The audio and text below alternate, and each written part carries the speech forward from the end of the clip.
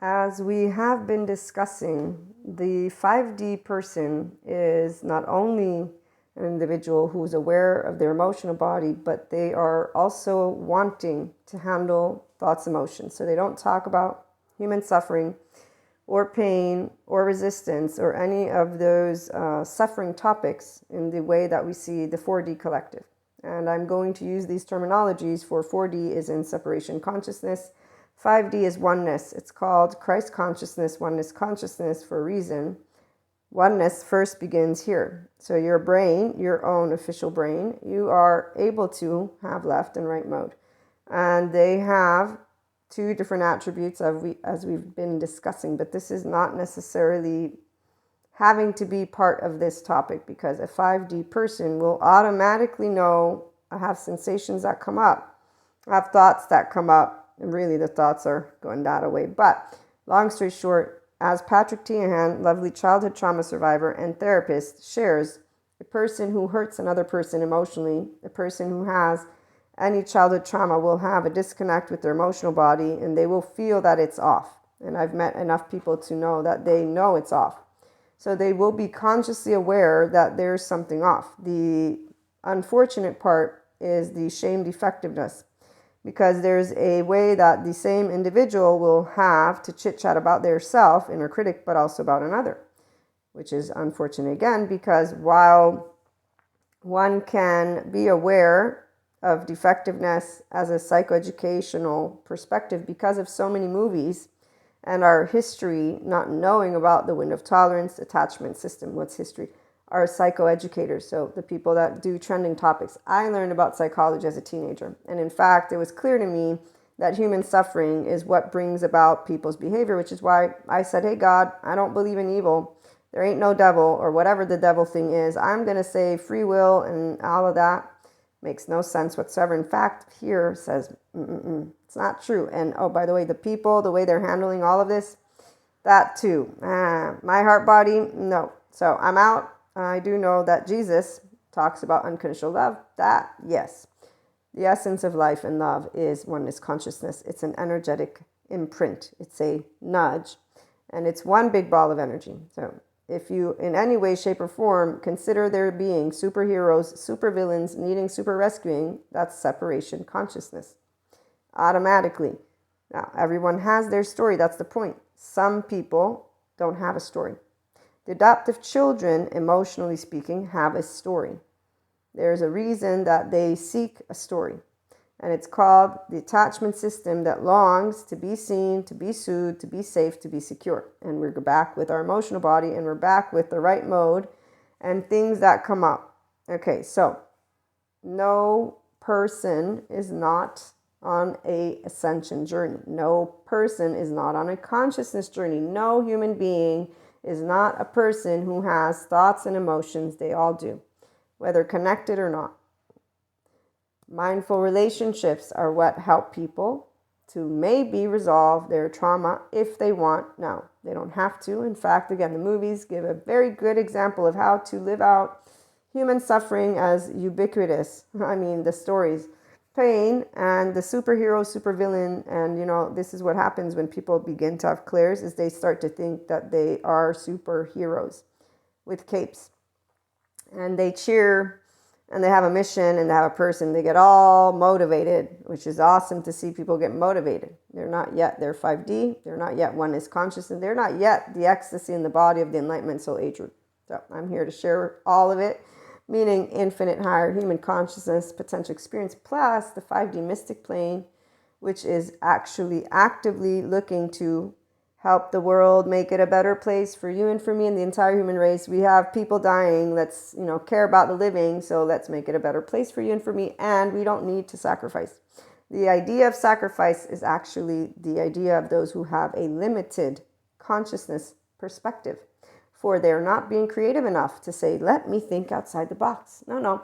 They're just using the yesterday's mathematical equation to keep saying, no. Yesterday's mathematical equation is what I'm going to say. So, what I found out about infinite possibilities as I tried to figure out the mathematicians that were speaking to me in a Netflix documentary is like, infinity and beyond, whoo, like that. So this is where our 5D is at, which is why we're intelligent ones and wander, and we don't use time in a battlefield that don't exist.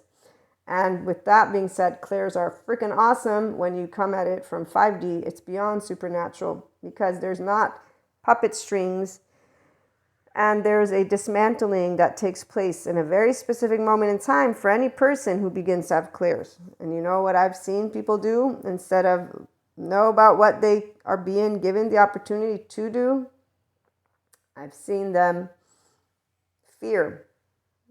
You gotta know fear, so people don't recognize it because they got some supervillain that they're looking to, which will equal whoever it is they've decided to say, no, I'm gonna say you're the villain and I'm not afraid. I'm seeing the truth. The truth is equanimity land. The truth is that our neuroplastic agent is imagination. The truth is Patrick McNamara, with his lovely religious self, explains exactly what happens with those who have nightmares after nightmares after nightmares and don't get support. And this isn't because you're supposed to demystify your experience. It's your actual physical brain can use the support of somebody who can help you to navigate your nervous system and get out of what is actually a very harsh reality in your body when that window of tolerance is there.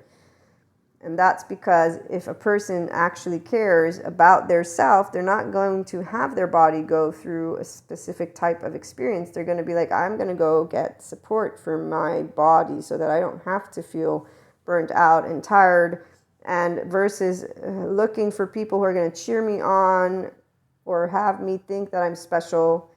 This is where people make their choices. I've seen plenty of people, they're in groups, they're special, they're living just fine and dandy. They don't move into their oneness consciousness. Nothing has changed because they don't affect the future.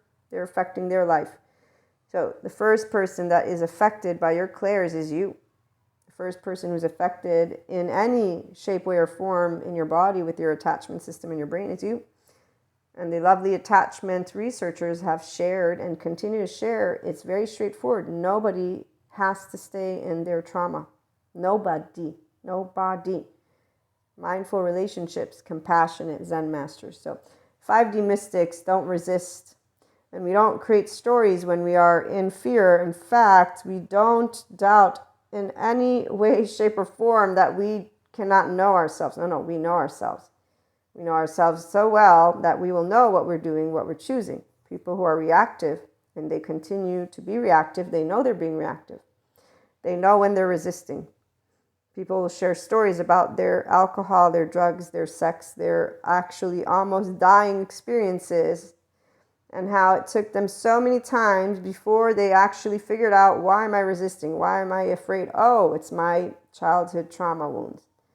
So it's a very sad story when we meet people who resist the opportunity to become their own piece of Purusha Prakriti. It's actually heartbreaking. However, they know they're being reactive. They know they're choosing fear. They know they're choosing a story, and they're all in. And they use some lame excuse of a movie to justify. You can just watch any of them.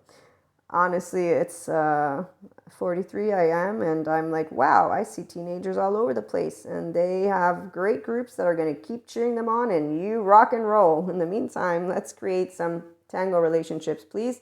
So on that note, be compassionate with those who have a superhero, supervillain, super rescuing story. They got something going on. The ones who resist, they're not really going to be around you, because the minute that they see compassion is the minute that they are resisting it, because all that comes up, they're going to be reactive with it. They won't think twice about hurting your feelings. Don't even, again, it's something that you'll know straightforward. We don't do shadow or light. We are like, okay, we weren't tangoing by, and whatever we're going to process within our own heart, because the emotional body mastery, now that is something you have no idea how amazing it is when you do know that you're never alone.